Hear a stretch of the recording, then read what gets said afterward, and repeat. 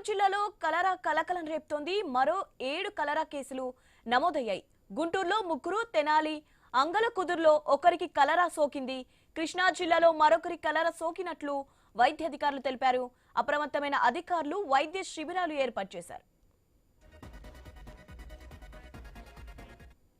Right, దీనిపై updates తెలుసుకుందాం. మా ప్రతినిధి నాగేశ్వరరావు ఉన్నారు. నాగేశ్వరరావు, ఎంతమందికి కలరా సోకింది, దీనిపైన అప్డేట్స్ ఏంటి?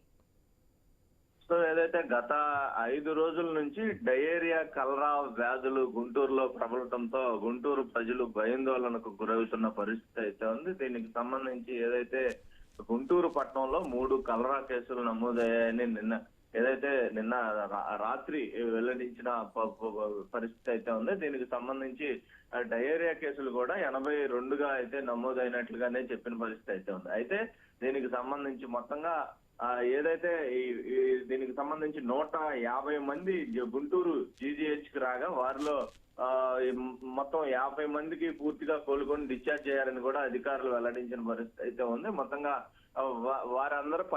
వారందరికీ ఆరోగ్యం నిలకడగా ఉందని కూడా అధికారులు వైద్యులు తెలిపిన పరిస్థితి అయితే ఉంది. అయితే వాటికి సంబంధించి ఏదైతే ఏ ఏరియాల్లో డయేరియా కలకలం రేపిందో ఆ డయేరియా కలకలం రేపిన ఏరియాల్లో రామరెడ్డి తోట, గుంటూరు తూర్పు నియోజకవర్గంలో ఎక్కువ ఏరియాల నుంచి అయితే వీరు హాస్పిటల్కి రావడం జరిగింది. ఆ ఏరియాల్లో ప్రత్యేకంగా వైద్య శిబిరాలు ఏర్పాటు చేసి వైద్యాలు అందిస్తున్న పరిస్థితి అయితే ఉంది. ఎప్పటికప్పుడు ఎవరికైనా ఎలాంటి ఇబ్బంది కలిగినా వైద్య శిబిరంలో డాక్టర్లు అందుబాటులో ఉంటారు. వారి అక్కడ ట్రీట్మెంట్ తీసుకోవచ్చు అని చెప్పేసి కూడా అధికారులు, ఆరోగ్య శాఖ అధికారులు కూడా తెలియపరిచిన పరిస్థితి అయితే ఉంది. అలాగే ఇంటింటికి వెళ్ళి వాటర్ కు సంబంధించిన నమూనాలు తీసుకుంటూ ఉన్నారు. అలాగే వారికి ఎవరికైనా ఫీవర్ అలాంటిది ఉన్నా కూడా బ్లడ్ శాంపిల్స్ తీసుకొని వెంటనే ల్యాబులకు పంపించి టెస్టులు చేపిస్తున్న పరిస్థితి అయితే ఉంది.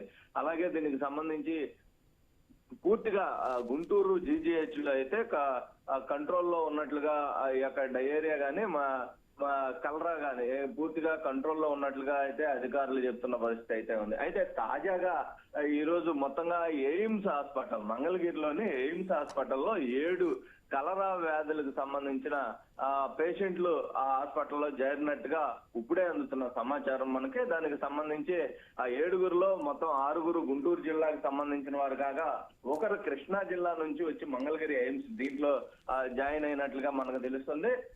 మొత్తంగా వీరందరికి కూడా అక్కడ వైద్యం పొందుతున్నట్లుగా మనకు ఇప్పుడు ప్రస్తుతానికి తెలుస్తున్న పరిస్థితి అయితే ఉంది. అయితే వీటికి సంబంధించి ఎవరు కూడా భయపడాల్సిన పని లేదు. ఆ డయేరియాకి సంబంధించిన మొత్తం మందులు అందుబాటులో ఉన్నాయి కనుక కలరాకి సంబంధించిన కూడా అలాగే మొత్తం అందుబాటులో ఉన్నా ఎవరో భయపడాల్సిన పని లేదని కూడా కలెక్టర్ ఇప్పటికే చెప్పిన పరిస్థితి అయితే ఉంది. అదేవిధంగా వారందరికి కూడా మెరుగైన వైద్యం అందించాలి కూడా వైద్య శాఖ కూడా సమాచారం ఇచ్చిన పరిస్థితి అయితే ఉంది.